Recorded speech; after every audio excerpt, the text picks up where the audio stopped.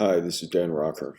I am a New York City-based therapist, also the Vice President of the International Paruresis Association and the Co-Director with Dr. Steve Seufer of the Shy Bladder Center. And it's in that capacity that I want to speak with you today. I want to talk about self-disclosure, about letting people know that you have shy bladder.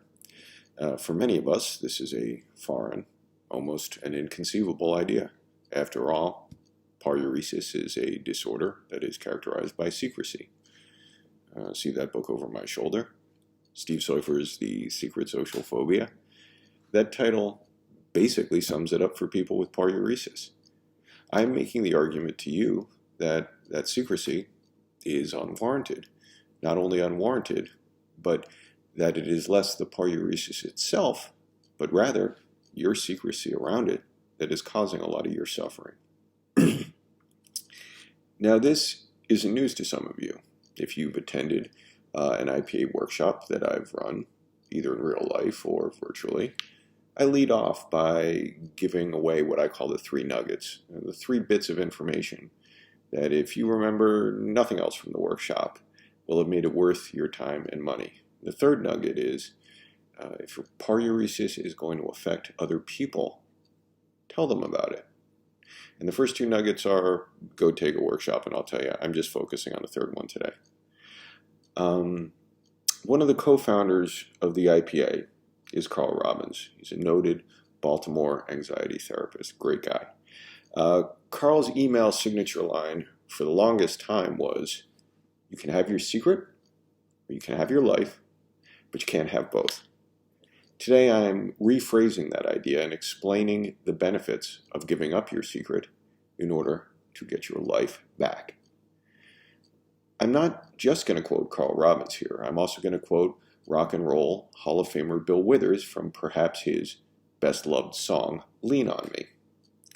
Lean on Me is a deeply resonant song to me, and one that I frequently cite to clients in discussing the possibility of chipping away at our negative self-image around paruresis by disclosing our vulnerabilities. There's an aspect of reality testing here. Our paruresis has us convinced that this is the worst thing about us, and that we will be viewed as weak or unlovable if anyone finds out about it. But then we tell people, and it's not remotely as important to them as we had catastrophically feared it would be. One of the verses in Lean on Me, I think, perfectly captures the dilemma of holding our shame about paruresis or anything else that you're ashamed about private without letting anyone know. Now I'm going to play this, him singing this line, this verse rather. I'm pretty glad that I let Withers sing that rather than attempting it myself. So what is he singing there? He's singing, please swallow your pride if I have things that you need to borrow. For no one can fill those of your needs that you won't let show. How does that verse relate to our secret, to paruresis? Well, it challenges us directly to swallow our pride and to make our needs known to our friends. It asserts that our friends want to fill our needs, but we have to show what they are. Our friends aren't mind readers. There's a therapeutic effect of allowing ourselves to be vulnerable, to being human, to letting our needs show.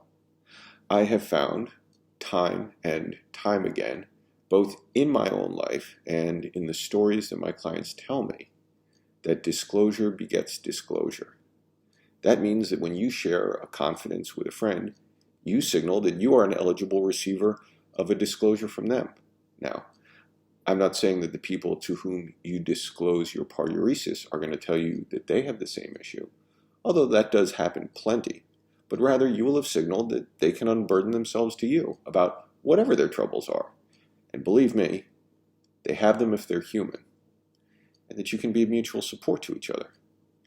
They can normalize your feelings around paruresis by showing that they too have foibles and weaknesses, and you can normalize difficult feelings of theirs. This is one very common way that people deepen friendships with each other. Look, the last year has been a brutal one in the United States, one that has taken a huge emotional, social, physical, financial toll on our country. And that said, there has never been a better time in the history of our country to disclose a mental struggle that you are having. Prevalence of anxiety and depression in our country is unfortunately off the charts and growing by the day. Paruresis does not render you alone. It puts you in good company with so many people in our country who are beset by doubt, fear, frustration, sadness, anger. I'm going to close with a Swedish proverb. Shared joy is a double joy. Shared sorrow is a half sorrow. Go tell a friend. Let someone carry off half your sorrow, and you do it for them.